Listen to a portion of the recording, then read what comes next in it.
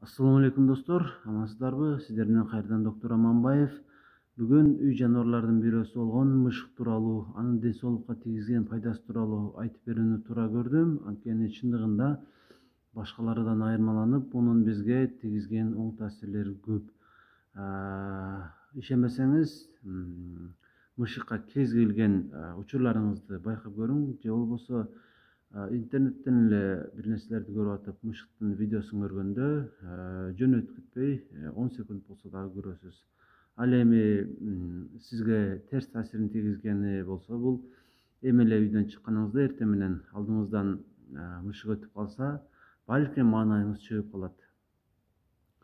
Бул туура эмес ишеним. Чындыгында ага дагы тиричилик керек, ал деле өзүнүн кандайдыр бир муктаждыгын канааттандырганы баратат. Ошондуктан мындай учурда маани бербейбиз, артка 3 кадам таштап түкүрбөйбүз, жөн гана жолубузду улап кете беребиз.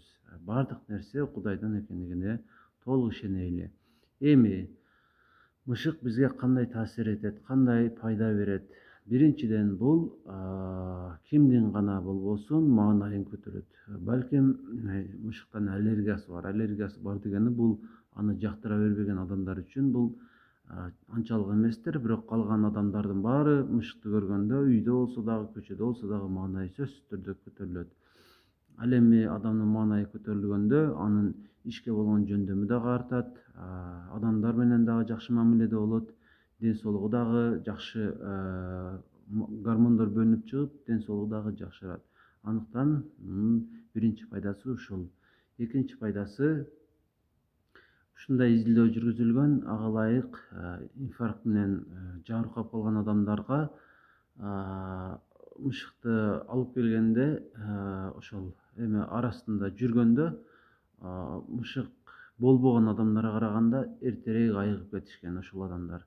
Демек, бул жүрөк кан тамыр ооруларынын алдын алууга көмөкчү болот.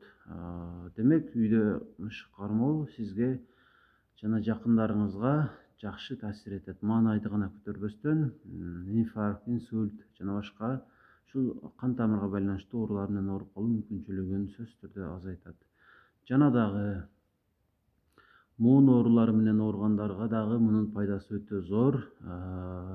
Муун оорулары айрыкча жаш өтө баштаганда, ансыз деле башка ооруларга байланыштуу көп дарыларды колдонгон учурда ушуга дагы дары алышыбызга туура келет. Натыйжада ашказаныбызга дагы өтө зыяндуу болот. Бүтүндөй денебизге зыянын тийгизип баштайт.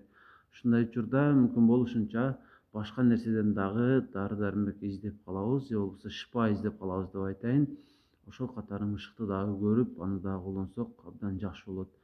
Мен айтып жаткан нерселер албетте жарымы эл оозунда айтылып жүргөн сөздөр болсо, жарымы илимий факт. Ошондуктан булардын тууралыгына эч кандай күмөн санабай эле коюңуз.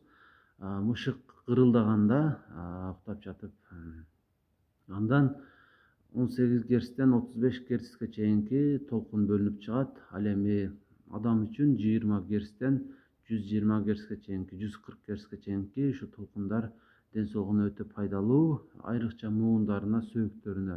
Ошондуктан эгерде кайсы бир жериңиз, муунуңуз, балким бутуңуздуку, колуңуздуку же башка жериңиздин муундарыңыз ооруп турган болсо, тез ар күндө бир жумада 1-2 жолу болсо дагы мышыгыңызды ошол ооруган жериңизге коюп уктатсаңыз, абдан сизге олуттуу пайдасын тийгизет, ооруну калтырат эч кур дегенде.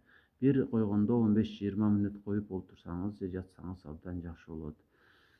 Негизинен сиздерге жеткиргим келген маалыматтар ушулар. Эгер биринчи жолу көргөн болсоңуз, ушул видеону каналга катталып коюшуңузду суранам.